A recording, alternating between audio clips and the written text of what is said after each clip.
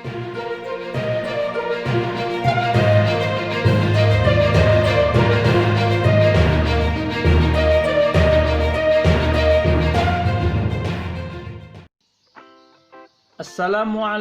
warahmatullahi wabarakatuh.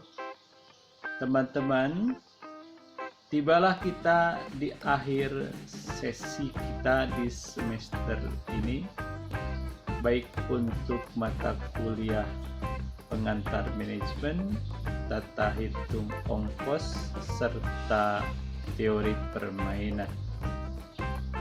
Saya lebih senang untuk teman-teman bisa dengan bebas melakukan evaluasi dari semua apa yang sudah dilakukan, baik secara individu maupun secara kelompok dalam sebuah tim.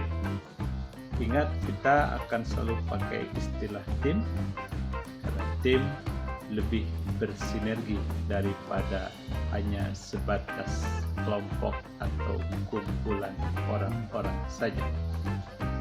Di bagian awal ini saya akan coba tunjukkan statistik yang diraih oleh video-video yang dibuat oleh masing-masing tim dalam mata kuliah pengamen, baik dari sisi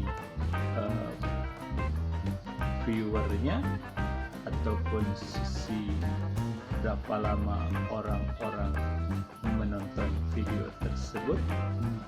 Juga ada video pembanding, satu video yang di-share oleh semua untuk melihat bagaimana populasi target yang dimiliki oleh seluruh grup. Nanti kita akan bahas belakangan. Dan juga performance dari video yang dibuat oleh kelompok-kelompok di mata kuliah tata hitung ongkos. Saya sengaja agar terjadi integrasi ataupun terjadi ikatan yang begitu dekat dengan teman-teman. Statistik ini akan dijadikan sebagai bahan untuk evaluasi akhir semua mahasiswa saya di 3 mata kuliah tadi. Bagaimana caranya? Bagaimana yang harus dilakukan? Terus tonton di video ini.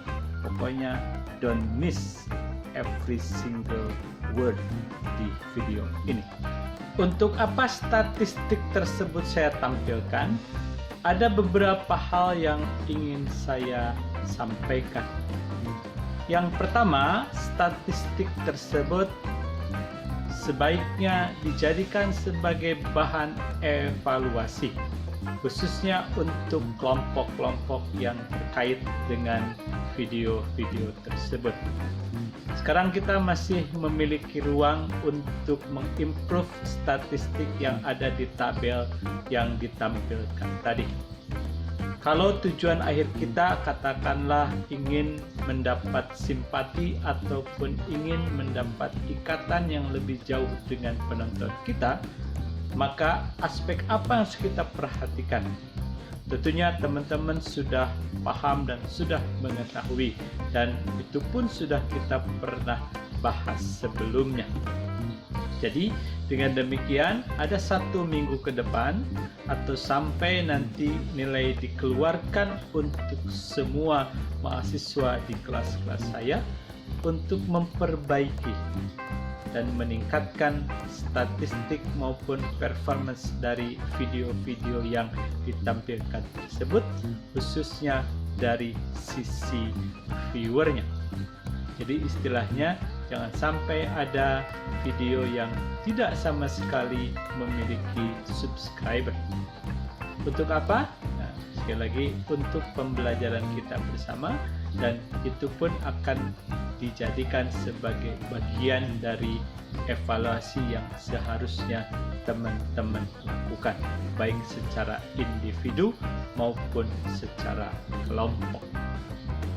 Jadi ketika nilai itu akan dikeluarkan, saya dapat melakukan penilaian secara objektif dan saya masih tetap konsisten sejak awal bahwa tugas atau pengerjaan yang bersifat kelompok akan mendapat porsi penilaian yang lebih besar dibandingkan yang bersifat individual.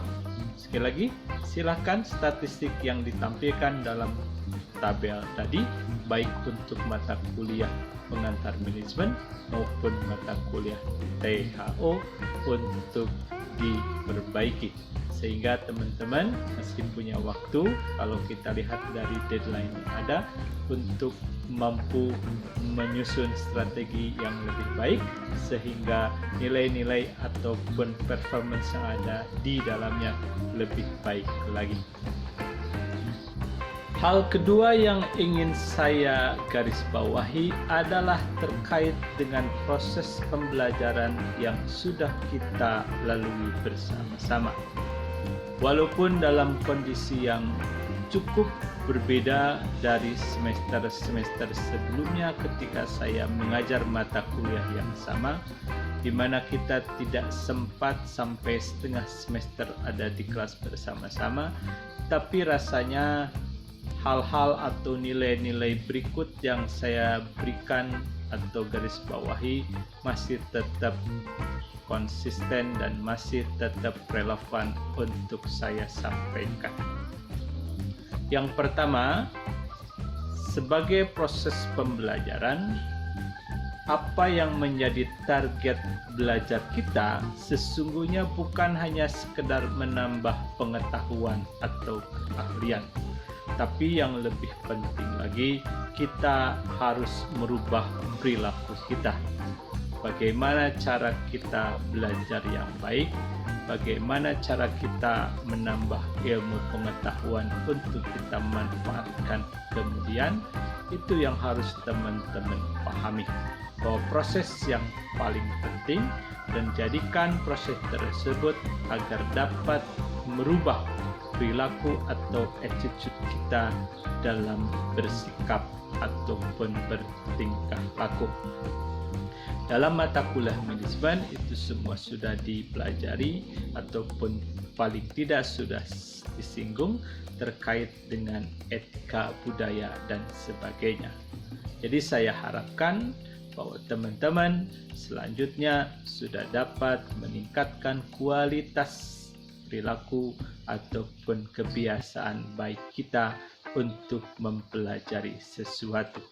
Ingat bahwa sesungguhnya tidak ada shortcut yang bisa dipakai untuk semua aktivitas atau semua impian kita. Kalaupun ada, itu hanya terjadi satu atau dua kondisi saja. Selain itu, teman-teman harus tetap melakukannya secara terstruktur dan sistematis. Yang kedua, saya tekankan lagi bahwa sesungguhnya kita harus selalu berupaya dan mengupayakan sesuatu yang ingin kita capai semaksimal mungkin sesuai dengan potensi yang kita miliki. Kalau kita berbicara potensi, sebenarnya potensi teman-teman itu sangat tidak terbatas. Dari mulai kesempatan kita untuk menggunakan pemikiran kita, waktu yang kita miliki, tenaga yang ada dalam diri kita, sesungguhnya kalau diakumulasikan itu menjadi sebuah sumber daya yang sebenarnya tidak terbatas. Oleh karena itu, selagi kita mampu, selagi kita ada kesempatan, selalu untuk berupaya semaksimal mungkin agar kita dapat meraih apa yang kita cita-citakan. Poin ketiga dari bagian kedua yang ingin saya garis bawahi adalah masalah kejujuran.